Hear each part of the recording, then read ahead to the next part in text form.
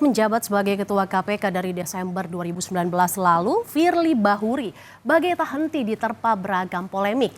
Mulai dari masa jabatan pimpinan KPK yang bermasalah karena Mahkamah Konstitusi mengubah masa jabatan pimpinan KPK dari 4 tahun jadi 5 tahun. Keputusan-keputusan Firly juga dinilai menuai polemik. Kita simak beberapa di antaranya. Yang pertama, di tahun pertamanya sebagai Ketua KPK, Firly terbukti melanggar kode etik perilaku pimpinan KPK karena bergaya hidup mewah. Firly dilaporkan oleh ICW dan juga Maki kepada Dewan Pengawas KPK. Berikutnya, teguran tertulis karena Firly dilaporkan oleh ICW dan Maki ini, Firly akhirnya mendapat teguran tertulis dari Dewan Pengawas KPK.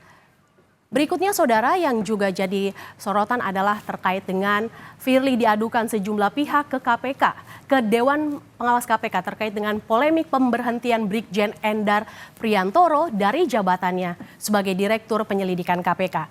Brigjen Endar dilaporkan balik oleh Firly dan kepada Sekjen KPK atas kasus yang sama. Ya, keputusan ini Dewan Pengawas KPK memutuskan tak cukup bukti. Berikutnya, polemik Firly Bahuri terkait dengan dugaan pemerasan terhadap mantan Menteri Pertanian Syahrul Yassin Limpo. Firly diduga memeras mantan Menteri Pertanian Syahrul Yassin Limpo. Syahrul Yassin Limpo jadi tersangka di kasus dugaan pemerasan dalam jabatan dan penerimaan gratifikasi di Kementerian Pertanian. Permintaan klarifikasi hingga kini masih berlangsung di Dewan Pengawas KPK. Terkait polemik pemberhentian, terkait dengan polemik ini, hingga kini kasusnya masih terus bergulir. Tak hanya di Dewas, kasus dugaan pemerasan Firly bergulir juga di Polda Metro Jaya. Sudah beberapa kali dipanggil, Firly masih, yang pemanggilan terakhir Firly juga masih belum hadir untuk memenuhi panggilan di Polda Metro Jaya. Ketika dipanggil untuk pemeriksaan di Polda Metro Jaya, Firly memilih roadshow ke Aceh.